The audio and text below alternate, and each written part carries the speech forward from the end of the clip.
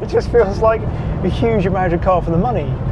And you can say, I drive a Maserati. Welcome to the Hagerty Bull Market 2022. In this episode, we've selected this gorgeous GT. Designed by Giugiaro, who also penned the Ghibli, Bora and Mirac for Maserati, the handsome 3200 GT was built for just 4 years between 1998 and 2002, before it was replaced by the 4200. It cost a surprisingly reasonable £55,000 at the outset, and it is even more of a bargain now. It was a big departure from the very angular cars that had gone before, and I think you can trace its influence on the Modernese brand all the way through to the latest MC20. It really was such a big deal for Maserati when this was launched. Luca de Montezemolo there, so was Sterling Moss. I remember some journalist said that it was, well, the most that Maserati had to shout about since Fangio was driving for them. Originally, Maserati had actually wanted to call this the Mistral, but VW owned the rights to that name, so they had to settle for 3200 GT or 3200 GT, or actually it sounds much better in Italian, 3200 Gran Turismo. There you go. Apologies for my Italian accent, it's the best I could do. It does sound better even in that poor attempt. Of course, the thing that people always remember about this car are the tail lights, those boomerang tail lights, which were apparently the first LED tail lights on any production road car. They certainly look cool, and it was never quite the same when it went to the 4200 and they got the sort of just more conventional looking ones. One of the things that strikes me about this today is in fact the interior. It's this amazingly swoopy interior, the rear seats, the sort of individual bucket seats. It's really pretty luxurious in here. A little Maserati clock in there as well. They're always famous for their clocks with Maserati. I always tend to think of the 3200 in silver or blue, so I was surprised when this car turned up in green. But I think it really suits it. Anyway, here to tell us more about why it's in the bull market and how much you should pay for one is John Mayhead, editor of the UK Hagerty Price Guide.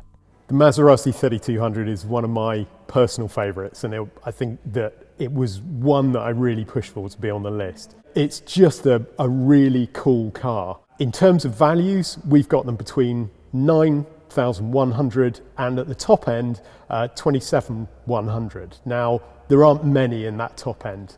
Most of them are in that sort of mid-teens range if they're good.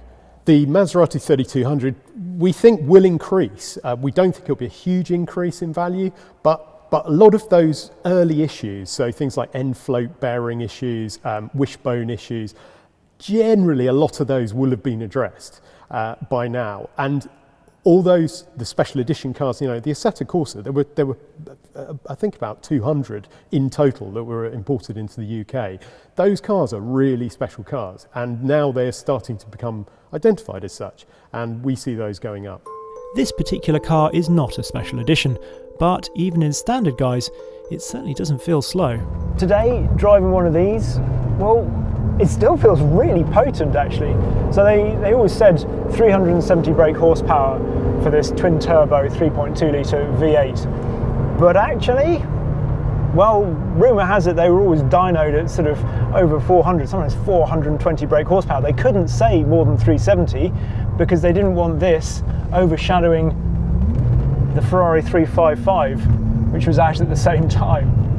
The seating position feels a little odd. It feels like a slightly overstuffed seat, and obviously we've got the automatic here, which wouldn't be my choice. I think I'd want the Getrag manual, which must surely have been the more popular option you'd have thought with this, but it feels surprisingly lively. There's much more of the sports car, not just a GT as sort of the name would suggest. It really does feel pretty entertaining.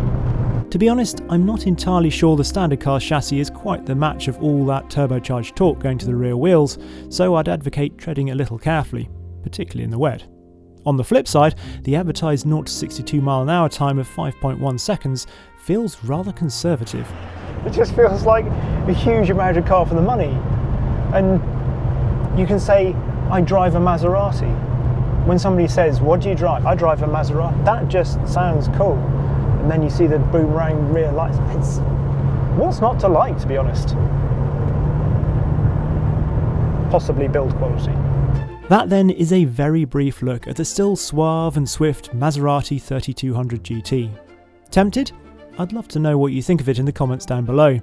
Of course, maybe you'd rather spend similar money on a hot hatch. Or perhaps you'd rather have something from just down the road in Maranello. If so, be sure to look out for the rest of the Carfection films on the other entries in the 2022 Hagerty bull market. Cool. Hello. Thank you very much indeed for watching that. I hope you enjoyed it.